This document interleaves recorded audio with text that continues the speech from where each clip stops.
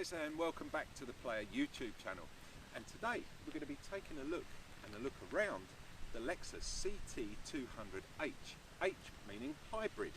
It's a very popular car in America, not so popular over here, because in the States, especially in California, they love the eco-friendly cars, and this is a very eco-friendly car. Combine the two engines, the motor and the main petrol engine, produce around 134 brake horsepower, so it's not going to break any records. 0 to 60, forget it. Top end, forget it. This is a slouch, but it's a good looking slouch. Look at the front, it's really aggressive. It looks like it should be a lot more powerful, but it's only a 1.8 litre engine.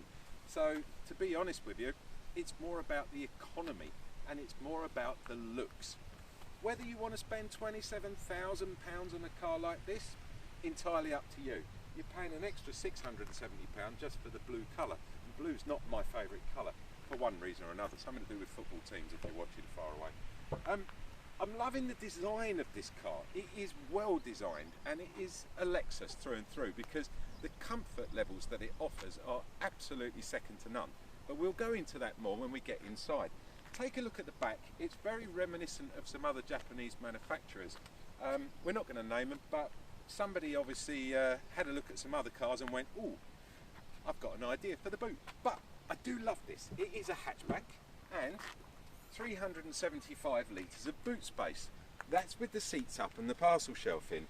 In a minute, when we take this down, you will see this actually has, and it's quite an easy parcel shelf to get out sometimes. There we go. So we take the parcel shelf out the way so you can see. I'm just going to lay it down there. So when you push the seats down, and this is very handy with a lot of hatchbacks, but this one in particular has an amazing, I love the fact it goes flat, 1,000 litres of boot space there. That's pretty big for a small car.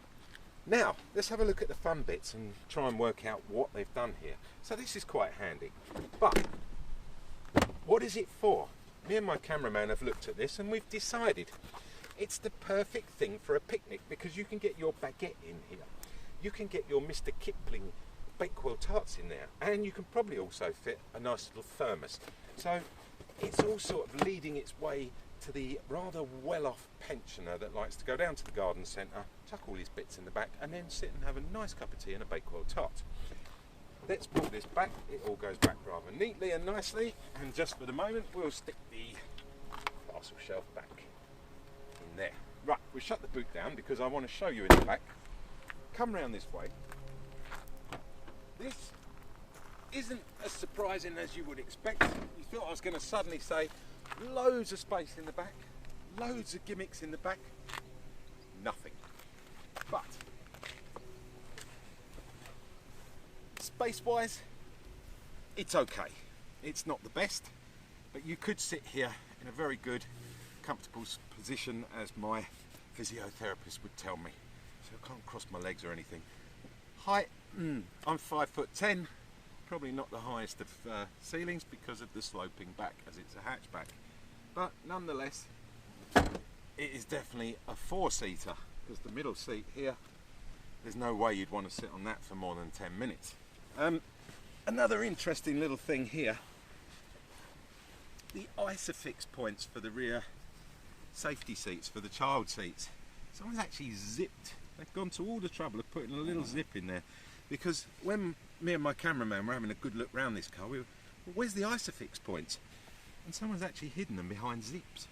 Can't see the point in that either. A lot of extra money as well.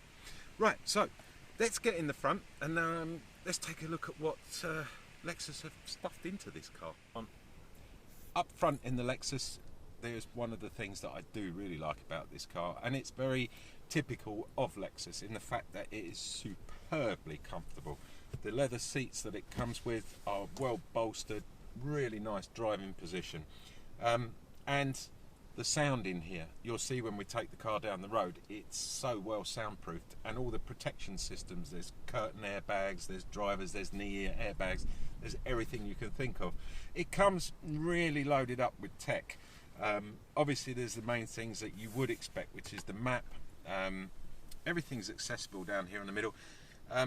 Unfortunately, Lexus is still using this old mouse system, which I really don't get anymore. I mean, there's so much better systems on the market. Now let's just take a look what we've got here. So inside this little panel here, we've got 2 USB ports, which is great, and we've got a 12-volt adapter. We've got another thing here for the iPhone. Now what I've noticed is it will only just fit an iPhone 6. We haven't got a 6 Plus or an 8 Plus or whatever, so we can't tell. But it seems to be quite tight in there, and it has no relevance apart from that. On here we have the EV mode. EV mode is the battery mode. So that's where you can push the button and it will put you straight in the battery. There's a nice big knob here, which you just turn for eco, push for normal, and turn for sport. And all it does, the lights change on the center console here, and it goes into a red for sport, and it's a nice blue color when you're in the normal mode. You've got your separate heating controls up the top here with a big clock in the middle, and then a massive 10.5-inch screen, which can be split, as you can see in this configuration here. So I've got the map on the left there, and then I've got the radio stations here, and it's very easy just to scroll across to go to telephone, for example, and then we go down to the heating controls, and at any time, you know, it's quite easy just to swap them around, which is nice. So, you know, all in all, it's quite a good car in the fact of its technological stuff. Here is your it's a very weird little system. It's like almost like a game console shifter. We've got 2 cup holders, which is great, and we've got quite a large cubby hole in here, which, as you'll see, can get quite a few bits and pieces.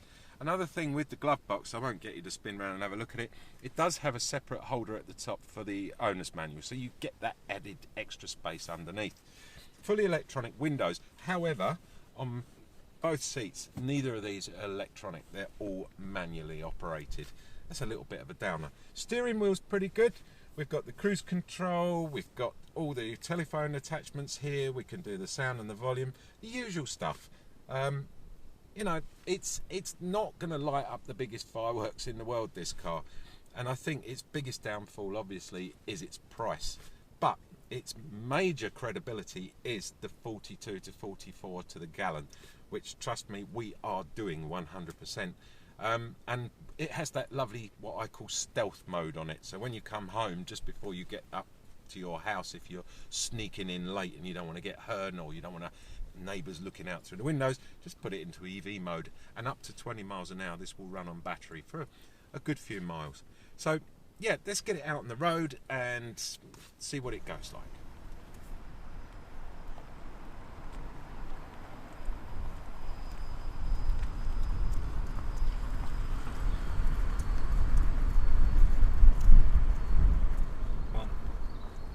So out on the road in the CT200h, it's well at home sitting in traffic, because that's exactly what it was designed for. The daily commute to and from the office, sitting in endless traffic and just using the electric motor, as you can hear now. It's extremely quiet, it's extremely comfortable. That's Lexus for you, that's their top end, and that's exactly what they produce, is a quiet, comfortable car. But they also produce some amazing top end cars, which are super fast, super luxury, and I really think for £27,000 this car might be a big success over in the States, but here I don't think it's going to cut the mustard. It's a super little car, but you know, it's just not one of those head turners or something that you would aspire to. Anyway, thanks for watching, and if you like what you're watching, smash that like button for me, and if you want to see more, just subscribe. It's as simple as that. Appreciate everything. Thanks for watching again, and catch you next week.